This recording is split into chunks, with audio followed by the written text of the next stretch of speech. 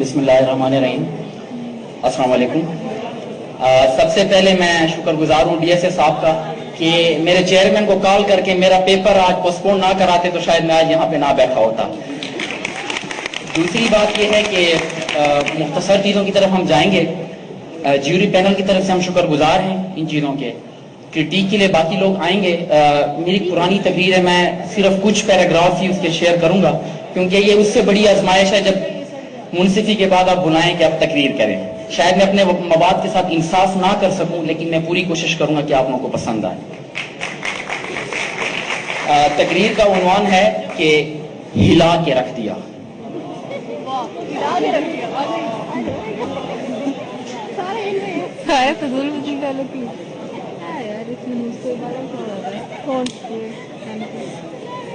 कल रात डेंगी ने मुझे काटा, ये उसका जुनून था। मैंने खुजली की, इसमें मेरा सुकून था। और जानबूझकर भी मैंने उसे नहीं मारा क्योंकि उसकी नसों में मेरा खून था। और अम्मा उसकी भैंगी कानी, अब्बा उसका गुंगा था। मैं जिसे रानी समझा वो तो राना टुंगा था। और इस आशिकीन ने मुजरिम बना के रख दिया, पुलिस के हत्थे चढ़ा के रख दिया। उन्होंने पैंट में छोड़े चूहे, पांचे किए बंद और फिर हिला के रख दिया। तो मेरे मोना लीजा जैसे हसीन भाइयों और कोंडा लीजा जैसी संगीन बहनों,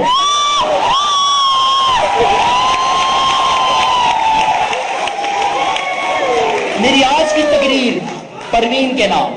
जनाबे सदर, परवीन मेरे सौतेले चचा के सगे भाई की पहली बीवी के तीसरे शोहर की 13वीं बच्ची थी, इसलिए समझ नहीं आया किस तरह बच्ची। तो जरा गौर फरमाइए, ये उन दिनों की बात है जब हम थे उन पर नजरें जमाए, दांतों में उंगली दबाए, आंखों पे चश्मा सजाए, और वो जो BZU में आए तो हाय हाय हाय।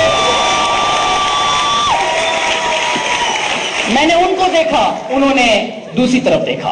मैं जो मुस्कुराया, उन्होंने मुंह बनाया। लेकिन जब वो खिलखिलाया तो टिक टिक का पान मसाला हम दोनों ने खाया, बड़ा मजा आया। उसने मारा गोला, होने वाला था कोई रोला, लड़की थी या गोर में कोला, हाय मेरे मौला हाय मेरे मौला। जुल्फे उसकी गिली गिली, साड़ी उसकी नीली पीली, चाल थी उसकी ढीली ढीली। मेरे ख्याल में उसके पास पेचकस नहीं था। और पेचकस ढूंढते ढूंढते मुझे देखकर उसने चमकाई प्यार की वंग माहिया, लट्ठे दी चादर उत्ते सलेटी रंग माहिया। यही अदा मेरे दिल में कुछ इस तरह से बस गई जिस तरह छोटे से रक्शे में आपदा परवीन फंस गई। फिर प्यार की बात हुई, हमारी पहली मुलाकात हुई। दोनों एक दूसरे के इतना करीब आते हैं जिस तरह आटे को देखकर गरीब आते हैं। वो आगे बढ़ी, मैंने आयतुल कुर्सी पढ़ी। उसकी बहती नाक देखकर मुझे यूं लगा जैसे पिघली हुई कुल्फी हो। और उसकी सुर्ख आंखों में डूबकर मैं हो गया बेगाना। वो तो बाद में पता चला पगली चर्स पीती थी रोजाना।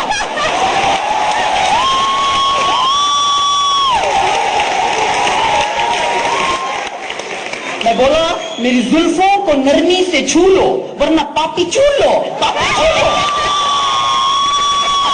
वो बोली नीला पीला रंग न कर, पप्पू यार तंग न कर। रियो बिस्किट लेके गया मैं छत के ऊपर। वो बोली प्यार मोहब्बत से भी ऊपर, पिचिंग सुपर। और अब न वो इकरार करती है न वो इनकार करती है, मेरे ही सपनों में आके फारूक साहब से प्यार करती है।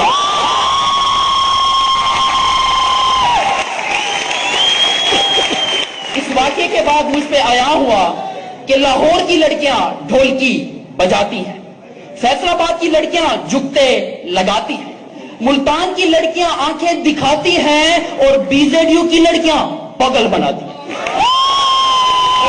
खांसी की दवा वक्त पे न लो तो टीबी बन जाती है, महबूबा वक्त पे न बदलो तो बीवी बन जाती है।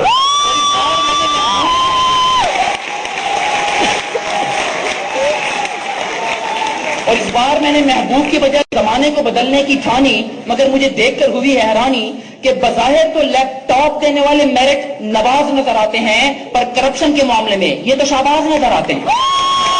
मौलाना साहब को खान साहब का जीन्स में नमाज पढ़ना नाजायज लगता है क्योंकि जीन्स खुद पहने में रुकावट उनका अपना साइज लगता है।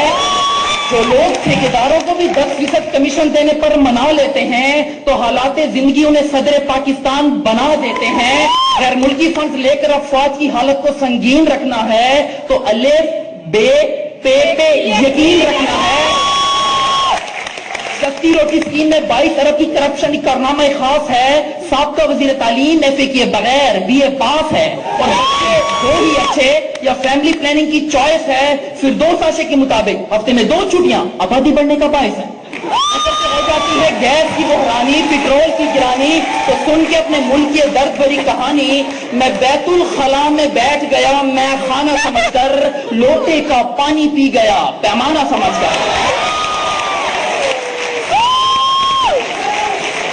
جناب صدر, اس معاشی ناانصافی کے بعد میں نے چھوڑ دیا اپنی محبت پروین کو, ترجیح دی اقبال کے شاہین کو. سب سے پہلا بسیرا کیا پہاڑوں کی چٹانوں پہ, پر فائرنگ کر کے بھگا دیا بنارس کے پٹھانوں نے. پھر زندگی کی بھیڑ میں کچھ اس طرح سے کھو گئے, پتہ ہی نہیں چلا آلو 80 روپے کلو ہو گئے. اور ہونے لگا میرا نالج تو میں نے داخلہ لے لیا فارمیسی کالج, اور یہاں پر آنے کے بعد مجھ پہ آیا ہوا اس معاشرے میں کوئی لڑکی کھانسے تو سگڑ پن, لڑکا کھانسے تو دمے کا مریض. کلاس میں لڑکا سوال پوچھے تو اوچھا, لڑکی پوچھے او اچھا. لڑکی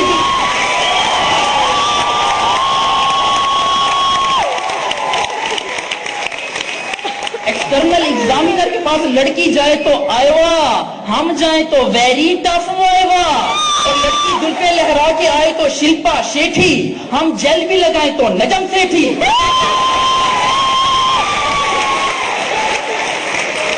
اور لڑکی کیٹ بات کرے تو حق, ہم کریں تو مردانگی پہ شک. تو یہ ہے کہ عورت کے مقابلے میں مرد ہمیشہ زیادہ خوبصورت ہوتا ہے. یقین نہیں آتا تو مرغے کو دیکھ لو, شیر کو دیکھ لو, مور کو دیکھ لو, یا پھر اس وسیم بلور کو دیکھ لو.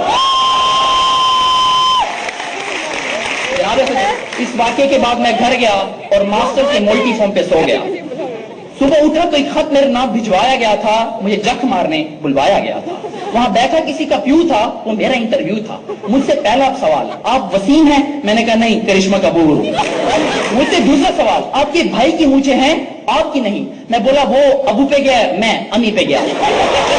مجھ سے تیسرا سوال کہ نیوز چینل دیکھ کر آپ پریشان کیوں ہوتے ہیں؟ میں نے کہا اس لیے کہ ایکسپریس نیوز والے یہ کہہ کر سب کو ڈراتے ہیں کہ جو سب چھپاتے ہیں وہ ہم دکھاتے ہیں.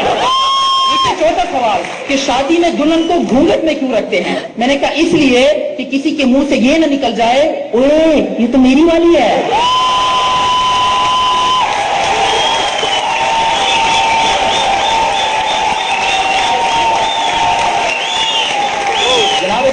وہ سارے کا سارا عملہ میری باتوں سے ہو گیا کملا.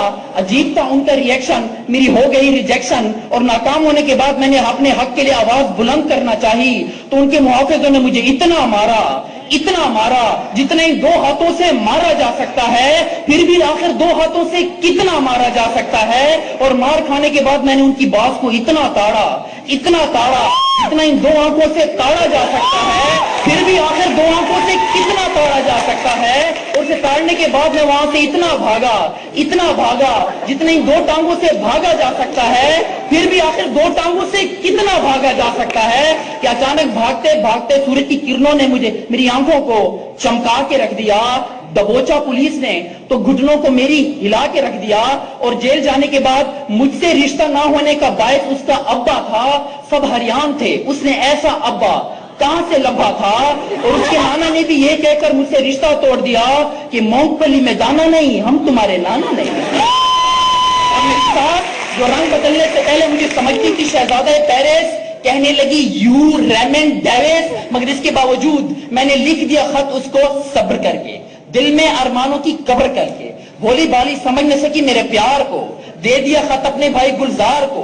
پھر میں نے دریا کی بڑی موج دیکھی جب اپنے پیچھے گلزار کی فوج دیکھی. اس کے مارنے سے جسم سے سانس نکل رہے تھے, منہ سے اگلے پچھلے رات اگل رہے تھے. لوگوں نے کہا کس پہ عذاب آیا ہے, میں نے کہا خط کا جواب آیا ہے. جناب میں نے ساری عمر جیل میں گزاری اور اس کے باوجود, اس جرم کے باوجود بھی دنیا میں میرا کوئی دشمن نہیں ہے. جناب صدر دنیا میں میرا کوئی دشمن نہیں ہے کیونکہ میں ڈنگنگ ببل کھاتا ہوں اور سب کو دوست بناتا ہوں.